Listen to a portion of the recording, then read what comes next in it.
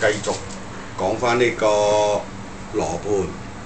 咁羅盤呢，我哋講有8個方位。咁一般我哋嚟講呢，就呢8個方位呢，就係有子午卯酉乾坤艮巽。咁我哋講呢，子即係代表正北呢個位置。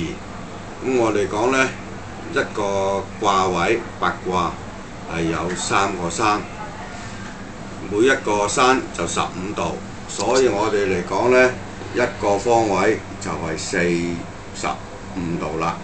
好似而家我哋講呢個位置，我哋講壬子癸就係坎卦北方。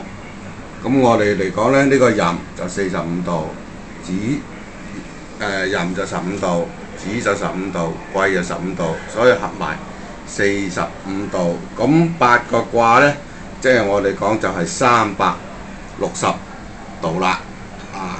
所以變咗嚟講呢，我哋呢個8個卦之中，亦都我哋講係有所謂陰陽嘅。